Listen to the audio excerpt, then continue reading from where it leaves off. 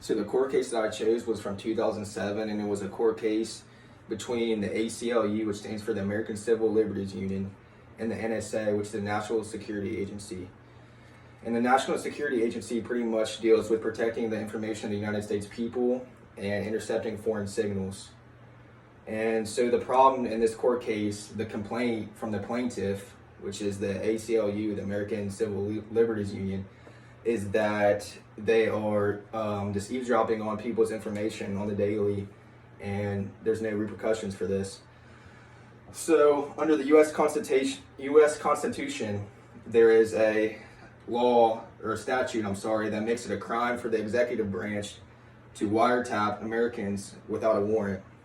So this is the claim, this is the breach of privacy that the plaintiffs in this case are trying to push against.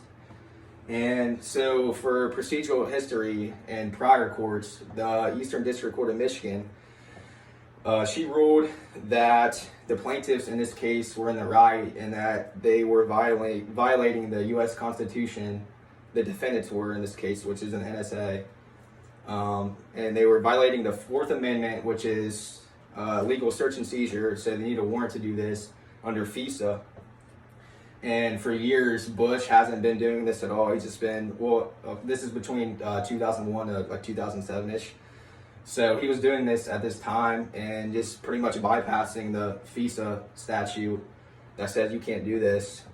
So anyways, after the District Michigan ruling that ruled in the plaintiff's favor, it was pushed to the Court of Appeals for the Sixth Circuit.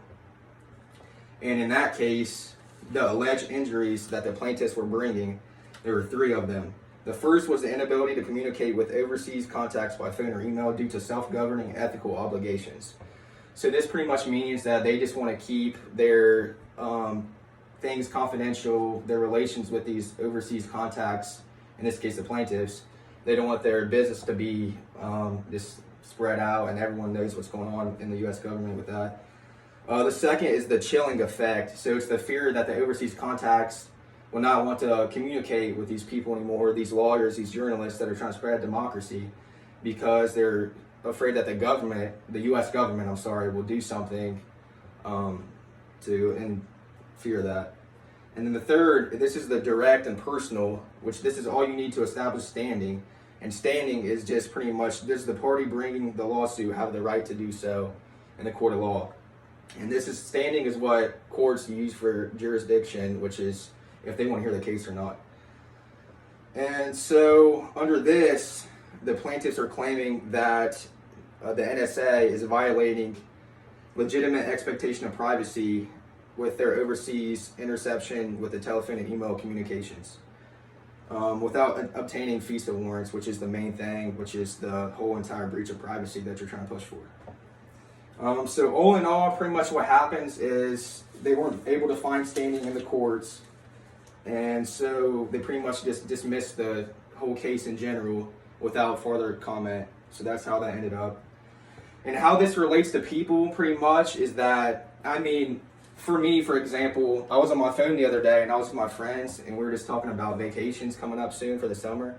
And I was talking about Daytona Beach in Florida, right? So then the next day I got on Facebook, and on my Facebook ads, it had Daytona Beach with videos and like marketing on there. So that's how the world is today with this advertisements.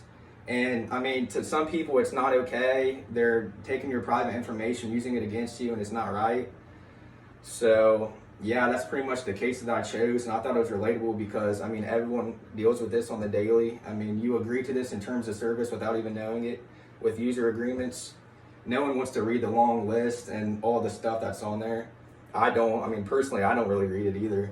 So, but you are agreeing to whatever you click when you accept that. That's your digital signature. So, yeah, all in all, that's why I picked this, because I thought it was interesting and it's relevant to today. So.